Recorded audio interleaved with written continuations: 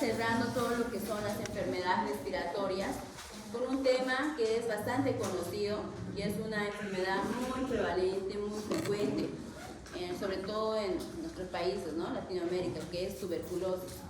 Me imagino que todos alguna vez han escuchado hablar de tuberculosis, ¿cierto? Tuberculosis, que es una enfermedad muy conocida, afecta tanto a niños como a adultos, sobre todo a adultos. En niños, si bien es una enfermedad, como les decía,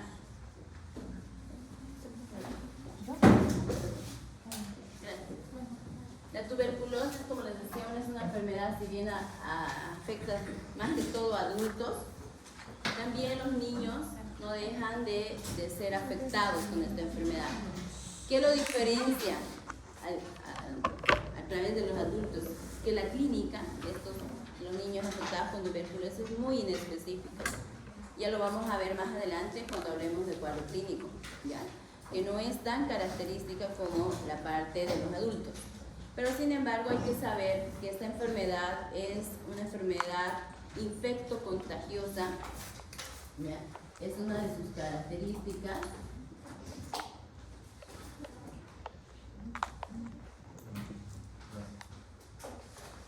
Es transmitida a través de la vía inhalatoria, ¿ya? Esa es su vía de transmisión.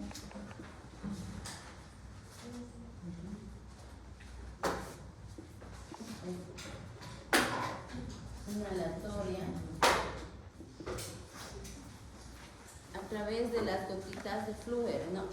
Pero estas tienen ciertas características que hacen que los pacientes pediátricos, esa transmisión inhalatoria no sea tan frecuente como de un adulto a otro adulto, ¿ya? ¿Qué significa eso? Que esta vía de transmisión inhalatoria es a través de esas gotitas micro del flúor que contienen el agente etiológico, que sería, ¿cuál?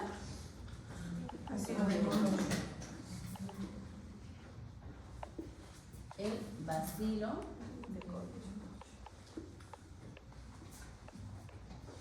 Koch, o su nombre genérico, que es Mycobacterium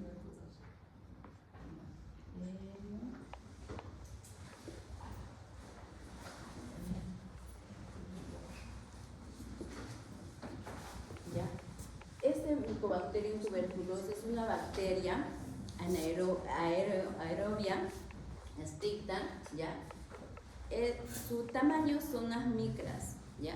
Significa que de acuerdo a la cantidad de Mycobacterium que el contacto o que el portador emita hacia la parte externa, va a ser la opción igual de producir. Acuérdense que el adulto, generalmente como promedio unos 52 metros, emite esa transmisión, digamos, expectora, ¿no? O sea, los micobacterios. Y los niños, al estar por debajo generalmente de 1 metro de altura, muchas veces no llegan a inhalar toda esa micobacteria, ¿no? Porque pueden, igual, a pesar de que se mantienen en el ambiente más de 6 horas, 12 horas, que pueden estar sobre todo en ambientes cerrados, en ambientes que están con hacinamiento, pueden estar mucho más tiempo muchas veces, pero pueden estar estos en pocas cantidades que a veces al paciente no llega a inhalar completamente, ¿ya? Y en caso de que lo hagan los pediátricos, generalmente estos pacientes pediátricos no dan una sintomatología inmediata, ¿ya? Y es una sintomatología inespecífica. Entonces, ¿qué significa? Acá es muy importante saber de que el principal antecedente que tiene que tener el paciente pediátrico es que haya un contacto previo, un contacto adulto, es decir, su factor de riesgo.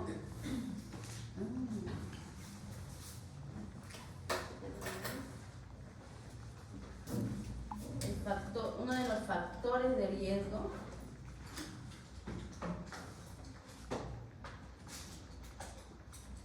es antecedente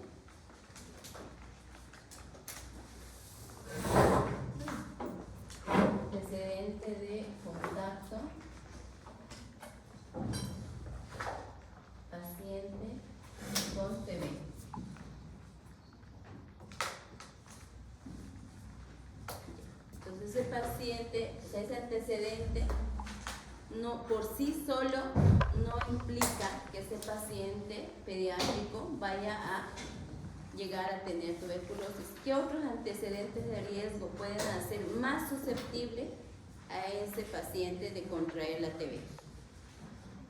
Sobre todo la inmunidad, ¿cierto? ¿Cómo tiene que estar esa inmunidad en estos pacientes? Disminuida. Entonces, en pacientes que tengan disminución de la inmunidad, por ejemplo, ¿cuáles? Cardiópata. Pero no, en pacientes pediátricos. Diabéticos es un poco frecuente. Sobre todo desnutridos. Sin vacuna. Ajá, no inmunizados puede ser.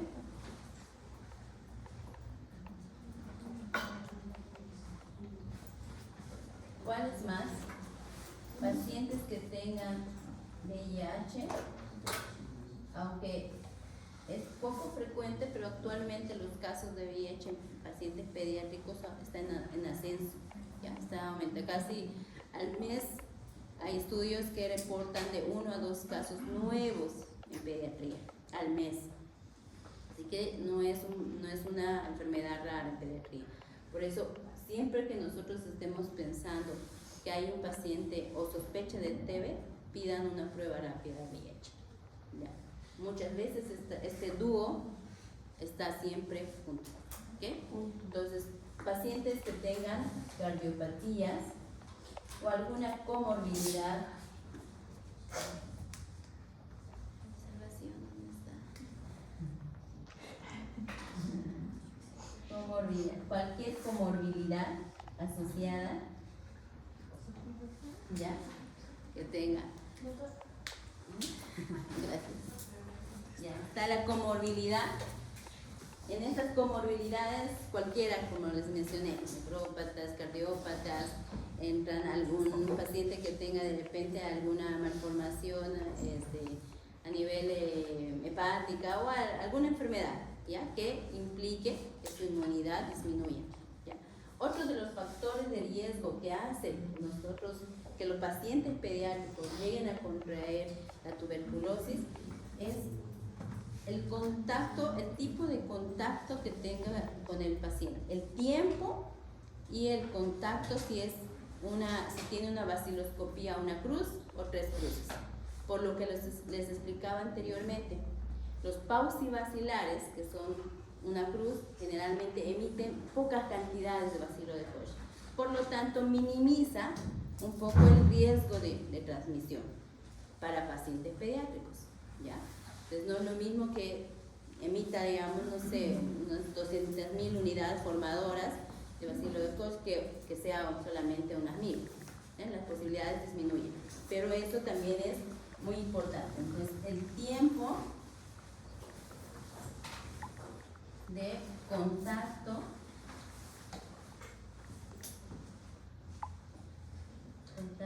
con paciente TB positivo. ¿Ya? ¿Qué significa? Igual, cuando hablamos de tiempo de contacto, no significa que sea solamente de familiares, o sea, papá, mamá, hermanos o abuelos que vivan con el niño.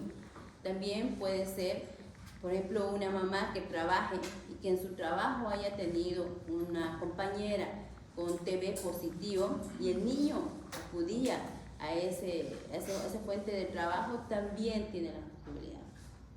Esto es muy importante, estos factores de riesgo, porque cuando veamos tratamiento, vamos a ver a quiénes debemos realizar profilaxis y a quiénes no.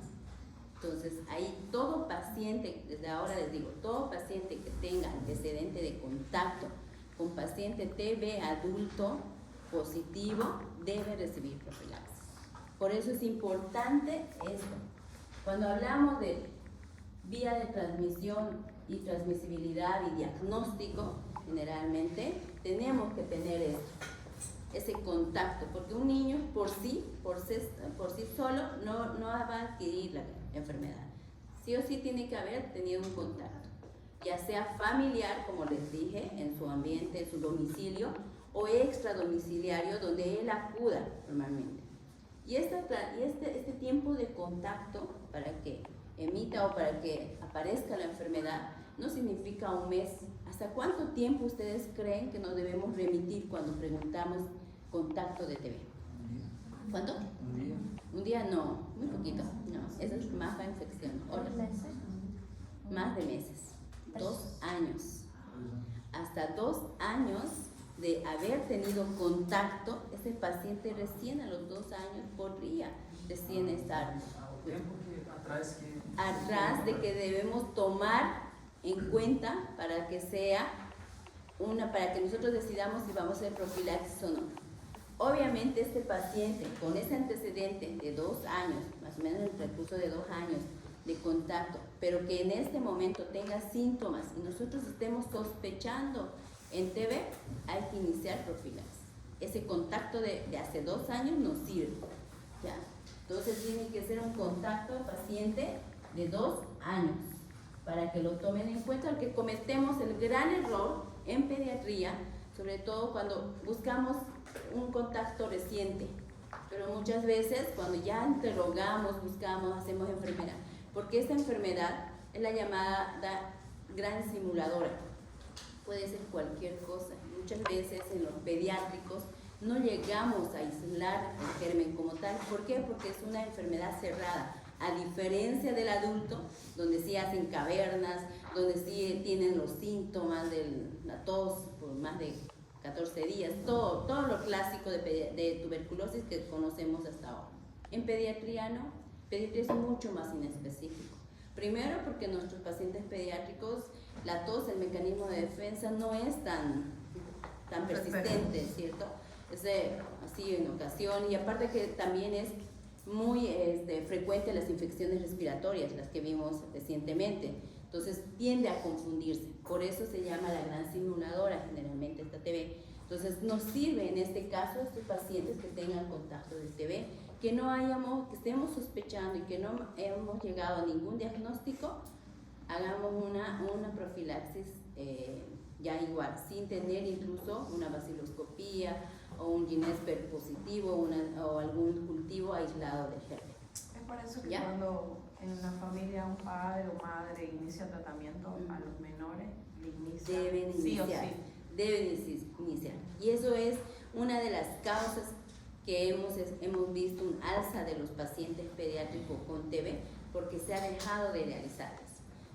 O sea, todos tienen el mal concepto de que solo si sale baciloscopía positiva, le inician. Si no sale, no. Eso es falso. En pediatría es difícil conseguir. Primero que la baciloscopía va a ser difícil de extraer en los niños, porque no hacen esa expectoración. Más adelante les voy a explicar cómo sería el método de realizarlo en casos sospechosos. ¿Listo?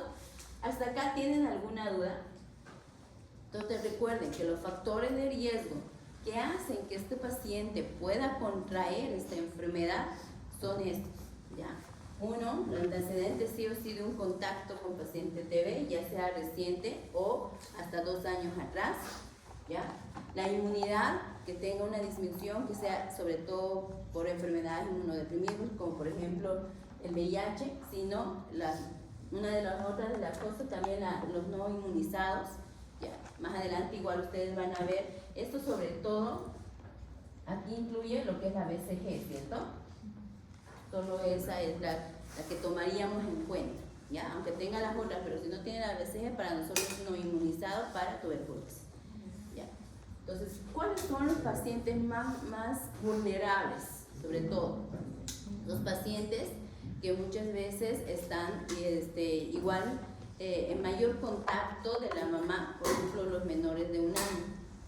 Generalmente son esos pacientes que siempre están en contacto estrecho, a diferencia de los escolares, preescolares, que ya están un poco más alejados, ¿cierto? Entonces, esos son también acá, los menores de 1 año.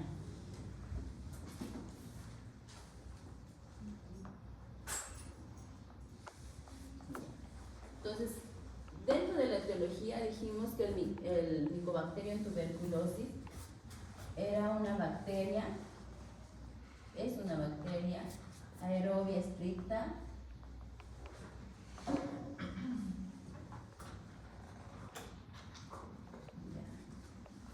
eso, alcohol resistente,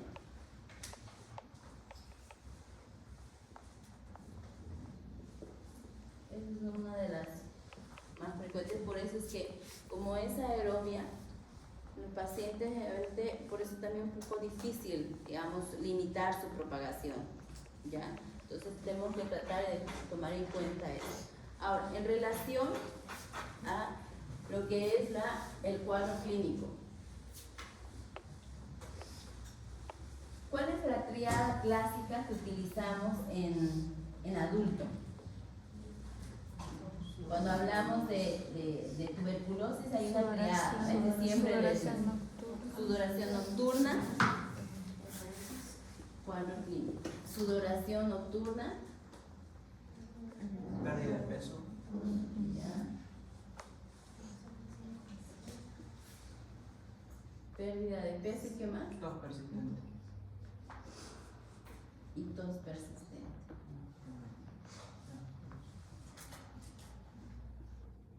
Generalmente mayor a 14 días, ¿no? 2 semanas. Ya. Cuando hablamos de cuadro clínico en pediatría, en los pacientes pediátricos, esta triada se cumple, pero más que todo en los adolescentes que se comportan como un adulto. Pero en lo que son lactantes, preescolares, escolares, es un cuadro muy específico. Muchas veces la pérdida de peso no lo llegamos a evaluar. Pues, ¿cuándo tenemos que sospechar en pediatría? Cuando sí puede ser todavía la tos. Esto más que todo en lactantes, preescolares y escolares. Y esto es más para adolescentes que se comportan más como adultos, ¿no? Quiero ver qué síntomas o signos podemos encontrar ya en estos pacientes más pequeños. La tos todavía sí hay, pero esa tos es una tos que no cede con ningún tipo de medicación, es una tos igual persistente, que no remite, con medicación. Obviamente es una tos mayor a 14 días. Que ahí ustedes saben que nosotros hablamos de los sintomáticos respiratorios, ¿cierto? Ese término también lo utilizamos en pediatría, ¿ya? De repente con menos frecuencia, pero sí se utiliza. Es todo paciente que tiene tos más de 14 días. Entonces, aparte de la tos no remitente o a la medicación que sea mayor de 14 días, también puede haber fiebre. Generalmente esa fiebre es prolongada. Recuerden que nosotros en infecciones respiratorias, tanto altas como bajas, igual teníamos fiebre, ¿cierto? Entonces la fiebre de 2-3 días asociada con síntomas respiratorios, no debemos sospechar de inicio de una tuberculosis, ¿no? Pero si hay una fiebre prolongada, más de 7-14 días, ahí sí. Y que no tenga un origen aparente. Acá siempre yo les decía en la parte de las infecciones respiratorias agudas, siempre les decía, el diagnóstico casi en un 80-90% es clínico, ¿cierto? Acá en la tuberculosis cambia un poco. Si bien la clínica todavía predomina, pero sí o sí aquí necesitamos de complementarios, ¿ya? Laboratorios, sí o sí, para poder confirmar nuestra sospecha o descartarla. E incluso con algunos laboratorios nosotros llegamos a no llegar específicamente al diagnóstico. A veces de maneras invasivas es que llegamos, ¿ya? Entonces, fiebre prolongada, ¿y qué más? Puede haber inapetencia,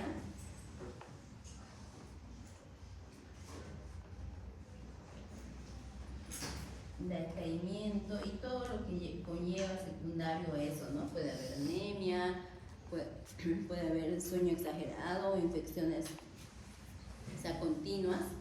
Pero esto, adicionado a esto, va a depender del tipo de tuberculosis. Ustedes saben que hay según la presentación clínica, la clasificación, ¿cómo la clasifican? Según la afectación pulmonar y extrapulmonar, ¿cierto? Entonces, pulmonar es más o menos como un 80% de los casos. Y la extrapulmonar es un 20% más o menos. Y dentro de las extrapulmonares, ¿cuáles son las más frecuentes? La ganglionar es la más frecuente. Por eso les decía que esta sintomatología muchas veces no aparece en el niño. De acuerdo a la presentación, por ejemplo en la ganglionar, ¿qué es lo que puede haber?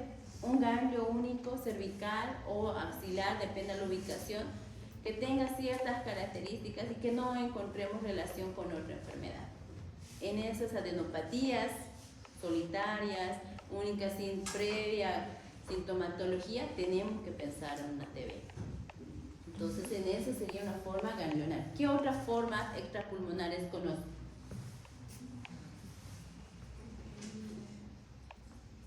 Meningia, que es una de las más mortales que nosotros no queremos, ¿no? Meningia. ¿Cuál más? ¿Dónde más puede afectar? ¿Dónde más afecta? La ósea, hueso también afecta, ¿no? ¿Cuál más? ¿Qué más afecta? Acá en la pulmonar, ¿cuál es su forma grave? Porque la pulmonar también se subclasifica, ¿no? En segmentaria, depende de su afectación pulmonar. Pero hay una que es muy frecuente, que en el adulto también es la más grave, y que es la que evita, digamos, está la vacuna, el BCG. ¿Cuál es? La TB pulmonar tipo miliar. Esa es, no se vayan a olvidar, ¿ya? Miliar. Esa generalmente es muy grave igual. La ganglionar, meningia, ósea, igual, y acá la digestiva, que depende de dónde pueda afectar. Puede afectar la parte intestinal o estómago, depende, ¿no? Esa. Sí, también puede ser un poco frecuente. ¿Ya?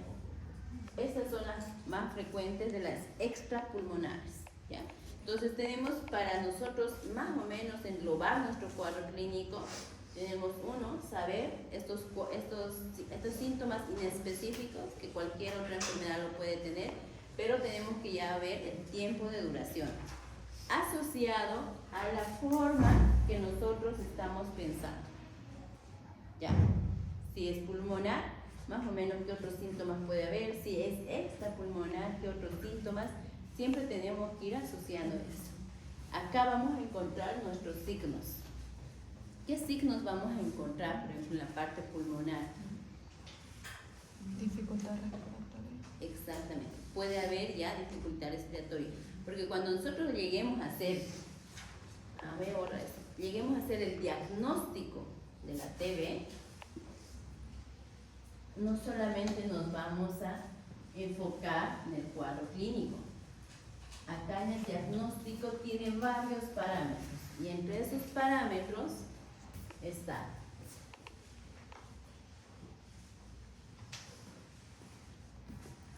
dentro de los parámetros en el diagnóstico, lo primero, ¿qué les dije lo primero? El antecedente. Esto es lo primero que tenemos que tener. Tenemos un antecedente de contacto de paciente TB. No importa que no sea reciente, recuerden el tiempo, ¿ya? Más el cuadro clínico que dijimos, que ahí estarían los síntomas y los signos. como tercero, recién ahí están nuestros exámenes de laboratorio, incluyendo exámenes complementarios tanto de laboratorio como imágenes. Pero acá hay los signos. ¿Qué signos creen ustedes, más o menos, que les pueda hacer sospechar una TB? Hablando de una TB pulmonar, ¿qué podrían? Una bradipnea. Es poco frecuente la hemoptisis en los pacientes pediátricos. Como les dije, ellos llegan a ser no una infección diseminada, sino una infección cerrada. Entonces, por eso es tan difícil a veces llegar a aislar el bacilo como tal. ¿Qué otro tipo? Bradipnea. ¿Cómo? Bradipnea. No, no tanto. Lo que más que todo llegan a hacer y donde nosotros sospechamos es que nos llegan con dificultad respiratoria, ¿ya? Pero esa dificultad respiratoria posterior al tratamiento, colocamos antibiótico pensando en una neumonía, de repente le tratamos como un asma tal vez, pero no resuelve, continúa, la fiebre se mantiene, se hace prolongada. Entonces en esos pacientes empezamos a sospechar y empezamos a buscar esto, que es el pilar, el contacto TB. Empezamos a indagar y preguntar y muchas veces llegamos a tener ese contacto. Entonces ahí empezamos a hacer nosotros nuestros exámenes complementarios. Por eso acá muchas veces la parte pulmonar generalmente son signos de dificultad respiratoria de evolución tórpida, que significa que no mejora. En esos pacientes generalmente ya llegamos a hacer esto. Entonces, ¿qué exámenes de laboratorio iniciamos o indicamos? Radiografía. Lo primero, radiografía, ¿no? Esos son exámenes ya de imagen, ¿no? Radiografía de tórax, apenas. Pero en pediatría, como les mencioné, la parte de la infección, no esperen encontrar cavernas, ¿ya? ¿Qué dice ahí, doctora? Evolución Tórpida. tórpida. Tórpida. Tórpida. Significa que no mejora, ajá, exacto, que es. Ya. Radiografía de tórax. ¿Qué más? Que sería de entrada, que sin pensar tenían que pedir. La vaciloscopía, ¿no? Es de inicio. Sobre todo acá cuando pedimos radiografía de tórax, no pedimos tanto para ver, como les decía, las cavernas, sino para ver si hay alguna complicación. Muchas veces estas TB pulmonares llegan a ser derrames pleurales en nuestros niños, por eso la dificultad respiratoria. Entonces ahí recién con la toracocentesis llegamos a aislar el líquido pleural, llegamos a aislarlos. No es tanto porque encontremos una imagen característica, como dice el libro, en la parte de adultos. Pediatría es un poquito más difícil eso, ¿ya? Entonces la vaciloscopía sería, ¿cuántas pruebas debemos realizar? 3. Eso deben saberlo porque eso es para el primer nivel, ¿no? Son 3. ¿Cómo se debe realizar? ¿Y cada qué tiempo? Si son 3. 3 días seguidos. 3 días continuos, ya, entonces acá 3 días continuos. ¿Qué más? Y no debe ser saliva, digamos, ¿no? Tiene Exacto. que ser. En el caso de los pediátricos, ahí va nuestra dificultad, digamos, ¿no? No, ellos no expectoran. Por ejemplo, un niño de 2 años o un niño de 1 año que ha tenido contacto con la mamá o el abuelo o alguien con TB, ¿cómo obtenemos esa vaciloscopía? Porque es una pregunta muchas veces que les hacen. ¿Cómo hacen? O sea, porque ellos no lo van a expectorar, no expectoran en realidad. ¿Le dan algún tipo de No. Eso, incluso hay falsos negativos o falsos positivos ahí o contaminación, no es médico. ¿Qué hacemos?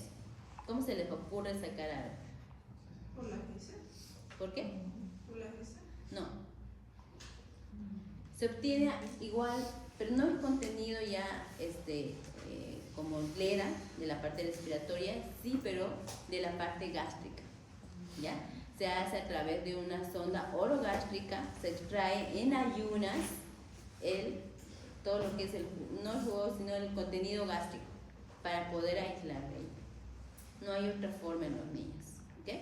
Se hace con sonda orogástrica en 2 días, 3 días continuos, sobre todo en niños lactantes y los preescolares. Y a los escolares se logra, digamos, de alguna forma llegar a expectorar. Y si no se puede obtener por expectoración, se hace por la sonda.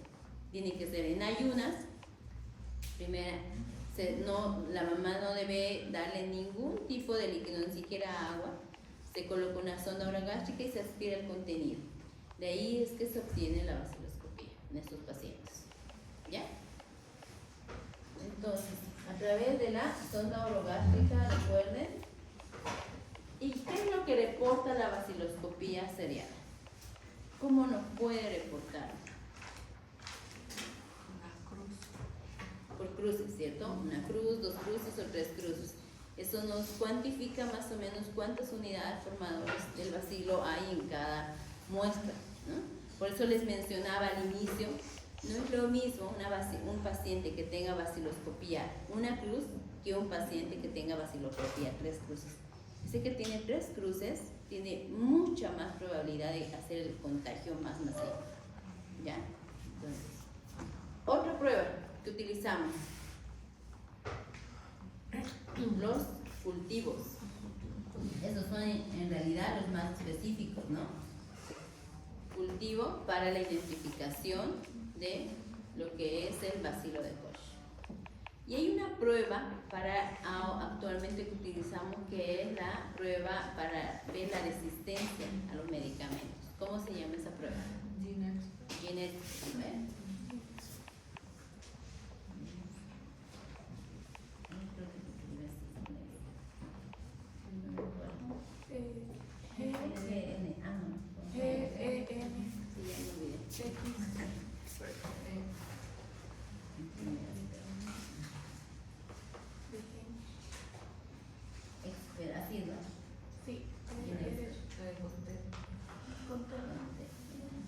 Esta prueba es la que actualmente en pediatría la utilizamos incluso un poquito más que el cultivo. Una, porque es mucho más sensible a la hora de identificar el germen como tal, ¿ya? Entonces, esa es la que utilizamos. Ahora, obviamente, como les mostré en la clasificación, hay, por ejemplo, si hay un derrame pleural, estamos pensando que haya sospecha, se puede hacer cultivo de líquido pleural. Si es algo articular, cultivo de líquido articular, o biopsia de la parte ósea, igual buscando el cultivo de este germen, ¿no? Entonces ya eso va a depender del tipo de afectación que tenga el paciente, pero en general, para la primera fase, digamos, es esto. Si nuestro paciente ya está identificado con y ya nosotros tenemos alta sospecha o confirmación de un paciente pediátrico con TB positiva, ¿cuál es nuestro tratamiento?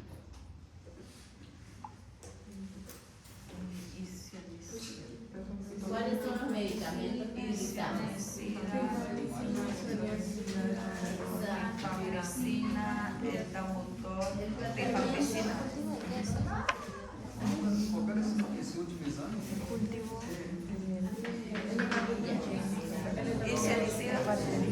El tratamiento primero se va a basar en 2 esquemas, ¿no?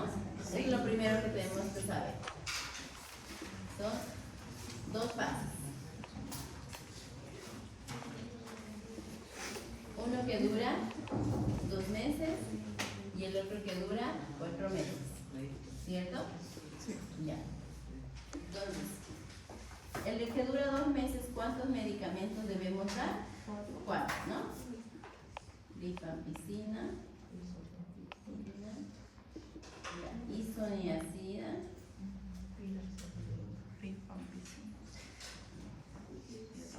piracetamida y etambutol.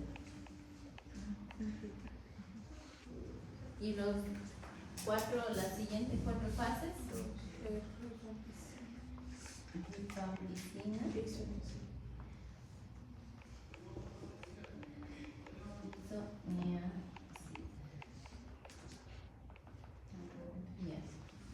ahora, este tratamiento es para los pacientes con TB confirmada o alta sospecha o alta probabilidad de TB, ¿ya?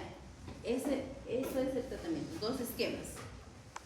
De 2 meses, de 4 meses, los primeros 2 meses los 4 medicamentos y los 4 meses siguientes 2 medicamentos.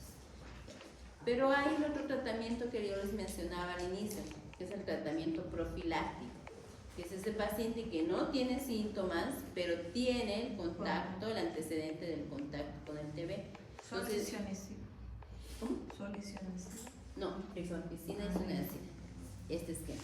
Entonces, en ese paciente, que sería paciente con contacto TB positivo, se hace profilaxis. Todo paciente pediátrico se hace profilaxis. ¿Con qué? Con estos 2. ¿Ya? Con esos 2 medicamentos. Rifampicina es una ácida por 4 meses. Así su vaciloscopía haya salido negativa. 4 meses de duración igual. De duración, sí, con los 2 medicamentos. ¿Ya? Lo que se obvia o se emite, se difiere es esto, con los 2 meses y los 4 medicamentos. Entonces, todo paciente pediátrico sí se hace. ¿Ya? Solo es de 4 meses. Exactamente. La profilaxis, ¿cuánto tiempo, doctora? 4 meses. Bueno, 4 meses. 4 meses. Por eso es lo mismo de esto con los 2 medicamentos. Eso es por eso es que muchas veces las mamás a veces esconden el antecedente o abandonan el tratamiento o simplemente no lo hacen por el tiempo que lleva eso.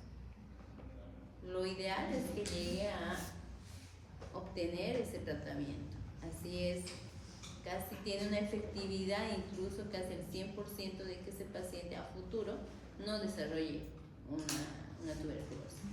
Mientras que ese paciente con TB, con contacto con TB, que no haya realizado tratamiento profiláctico, puede que en el momento, como les mencionaba, no tenga ninguna sintomatología, pero ya sea portador, o sea paciente con TB silente, ¿no? O sea, paciente que no esté en efecto. Entonces, en esos casos, obviamente, ya necesitamos que ese paciente en algún momento cuando muchas veces la multiresistencia.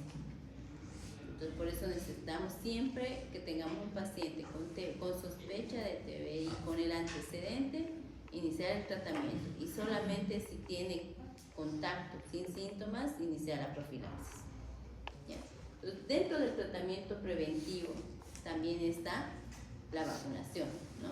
Dentro de ese tratamiento preventivo que también es parte. Esto es el tratamiento medicamentoso, supongamos, ¿no? Pero hay un tratamiento preventivo, que ahí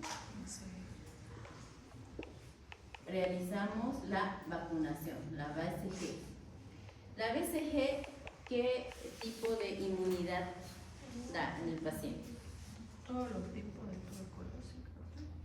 Claro, así previene, digamos, sobre todo las formas graves, ¿no? Más que todo. Pero da una inmunidad adquirida, ¿cierto? Ahora, ¿qué pacientes no se debe colocar la BCG? Porque también es importante eso. ¿En cuál? ¿Qué? Pacientes afectados. No tanto eso. Lo primero que hay que saber es que se coloca al nacimiento, ¿no? Muchas veces máximo mencionan que se debe colocar hasta los 4 años, 11 meses, que es lo máximo. De ahí en adelante se debe de obviar. Pero lo ideal es al nacimiento. Y hay incluso países que no los llegan a colocar, ¿cierto? Pero ¿en qué pacientes está contraindicado? Porque ¿qué tipo de vacuna es la BCG?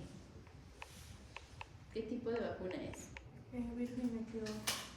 Es un virus una bacteria inactivada. Entonces, al ser inactivada en pacientes con inmunidad baja, ¿qué tiende a hacer? Puede desarrollar la enfermedad. Entonces, Entonces, ¿en qué pacientes con VIH?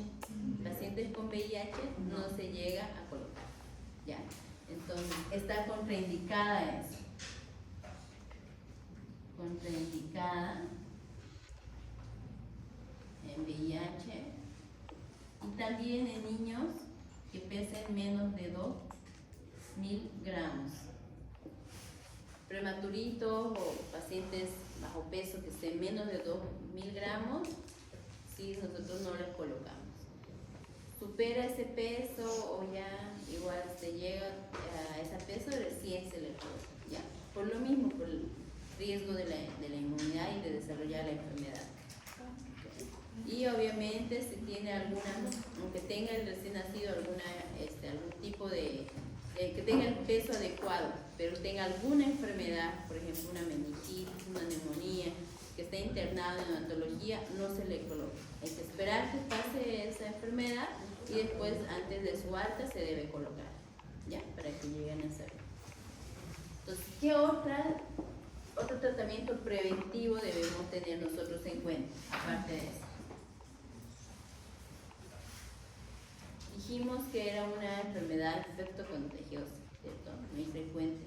Entonces, ¿qué cuidados debemos tener? Es decir, la madre tiene la Ya. enfermedad.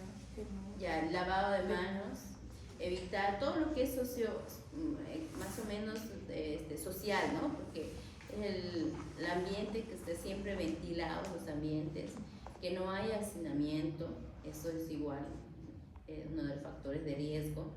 El lavado de manos, obviamente, en estos pacientes. Y una vez que conozcamos que haya un paciente portador del TB en la familia o en el ambiente donde nosotros habitamos, ¿qué debemos hacer? Fundamental. Aislamiento. Más que el aislamiento, Aislar cubiertos claro, todo el aislamiento, todo posible para el paciente, pero para nosotros, el paciente va a estar ahí, pero va a seguir tosiendo. Uso de barbijos, Barbijo. siempre, ya. Y en pacientes, por ejemplo, nosotros que somos del área de salud, cuando tengamos internado un paciente con TB, es igual lo que pasa con los pacientes con COVID. Tenemos el miedo, digamos, a contagiarnos, no queremos pasar todo. Pero en esos pacientes, esos ambientes hospitalarios, el uso de barbijos AN ya es suficiente. Hay una protección casi del 100%, ¿ya? En cambio, ahí en la casa, que son ambientes mucho más, es un solo paciente, todo, ahí con un barbijo normal se debe utilizar. Y eso es lo que se debe recomendar a la familia. Pero muchas veces no lo hacemos, ¿cierto? ¿Por cuánto tiempo? ¿Todo el tiempo? ¿Todo el tratamiento? Hasta ¿Cómo que debe dé ser? negativo. Hasta que La vaciloscopía de control sea negativa o por lo menos haya bajado su carga, ¿no? Entonces ahí, como les mencionaba, la vaciloscopía, mientras más cruces, mucha más cantidad de bacilos de Koch que puedan haber. Entonces, por lo tanto, hay que llegar así, porque estos pacientes llevan su control, ¿cierto? Hay un programa, donde es el programa de TB, donde incluso hacen un seguimiento casi que diario, la primera fase, para el cumplimiento de estos medicamentos. Deben tomarlos ahí mismo. Exactamente, no los envían muchas veces, pero a veces escapa cuando se va a su hogar y no tiene la educación adecuada. Entonces, para pediatría, nosotros, para protección de nuestros niños, hay que saber todo eso. ¿Ya? Entonces, uno, la inmunización, siempre explicarle a la mamá qué nos da. La inmunización nos da, aísla una gran parte, digamos, de pacientes que van a estar protegidos contra esa enfermedad. Pero al no tener inmunización, muchas veces el riesgo es mucho mayor para que se contagien y hagan formas graves. ¿Ya? En pediatría, las formas más frecuentes, digamos, es igual que la edad adulto, es la pulmonar.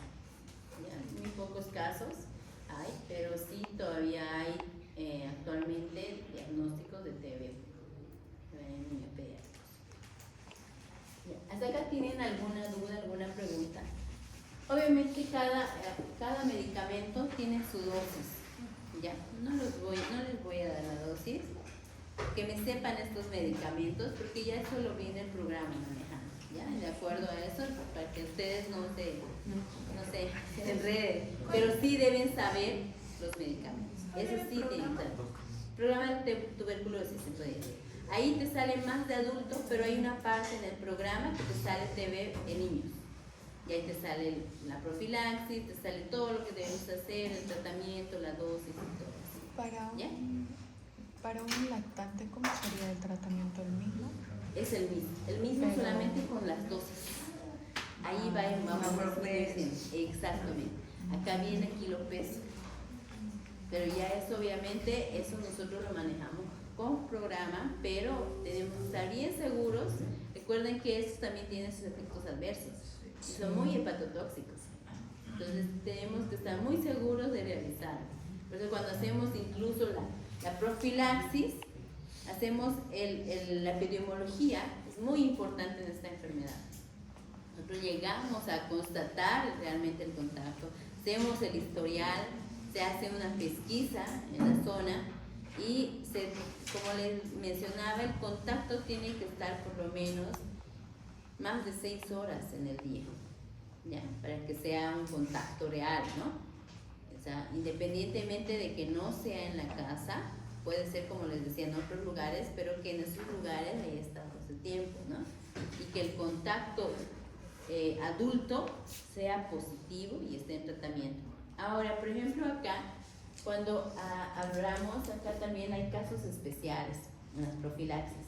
Por ejemplo, si ese paciente de 2 años de edad ha tenido contacto con un paciente con TB, multidrogo resistente, el tratamiento directamente se hace con las tabletas con el tratamiento de multidrogo resistente. Ya, eso también hay que tomar en cuenta, sí. Es poco frecuente, ¿no? Pero sí se hace igual. Pero en la mayoría de los casos, siempre nosotros hacemos con estos 2 medicamentos, la profilaxis en pacientes pediátricos. ¿Ya? Ahora, ¿cuáles serían las complicaciones más frecuentes de la TB? En caso de las TB pulmonares, ¿qué llegan a hacer? Y a veces por esas complicaciones es que nosotros llegamos a sospechar realmente de nuestro paciente con TB y empezamos a buscar contactos. ¿Cuáles serían las complicaciones más frecuentes? ¿Qué tienden a hacer? Derrames. Que se Generalmente vuelva derrames. una pulmonar que se vuelva extrapulmonar igual. ¿Cómo? Que se vuelva extrapulmonar. También, pero generalmente, o sea, en la parte pulmonar, cuando son los derrames. Generalmente una neumonía no les da derrames. Tiene que ser un germen muy agresivo como el estafilococo aureus para que les haga derrames. Por ejemplo, el streptococo pneumoniae, que es el más frecuente en las neumonías en los niños pequeños, no hace derrame. ¿Ya? Es raro el caso. Pero en cambio estos pacientes que estamos nosotros sospechando TB o simplemente tal vez lo estamos tratando como una neumonía que al final llega a ser derrames, a veces es una TB. ¿Ya? Entonces, pacientes con complicaciones, siempre igual piensen, indaguen. De repente en la historia clínica no ahondaron bien o no llegaron a preguntar si es que está haciendo algún tipo si tuvo algún contacto. A veces la mamá se esconde, pero mientras más ustedes preguntan y todo, y ven al niño, lo ven delicado, recién empiezan a decir, sí, tiene contacto mi abuelo, mi papá, mi vecina. Y entonces en esos pacientes hay que ver. Ahora, como les mencionaba, pacientes que con una infección respiratoria, que nosotros estemos pensando que es una neumonía, lo estamos tratando como les decía, que no lleguen a resolver con los tratamientos, igual, también, falla de tratamiento o evoluciones tórpidas, como les decía, ¿no? Igual, una de las complicaciones. Eso es una de las complicaciones más frecuentes. Y obviamente al final, secundaria todo, la muerte, ¿no? Y eso es la que queremos evitar muchas veces, porque hay todavía pacientes que llegan a tener comorbilidades, sobre todo con VIH. Acá en la zona, en Santa Cruz, la comunidad guaraya, los ayoreos que hay, ¿no? Cerca de la villa, todo eso, tienen mucha tasa de prevalencia, tanto como VIH como también TB. Por eso les digo que no está alejado de nuestras realidades. Entonces siempre hay que pensar, ¿ya? Siempre hay que pensar en esta enfermedad. ¿Sí? ¿Alguna duda con tuberculosis? Es una enfermedad muy bonita, es amplia. No es bonita. No, en el teórico no para este semestre. Digo, para este parcial. ¿En niños la tuberculosis puede ser diseminada? Sí, puede ser igual, puede ser ya en casos más graves, ¿no? Puede ser. Cuando no se Pero que trata tampoco. cuando no se trata, exactamente. Cuando lo tratas no. En la radiografía, si no vamos a pillar cavernas, ¿qué vamos a pillar? Generalmente focos neumónicos o derrames, por eso es que buscamos generalmente. Focos neumónicos filtrados, difusos, que no son necesariamente una neumonía típica. ¿Ya? Eso es lo que más. Los derrames los encontramos generalmente filtrados. ¿Ya? Bueno, hasta acá es todo lo que es la parte respiratoria. Ya la próxima semana, la próxima semana es nuestro teórico y la subsiguiente ya comenzamos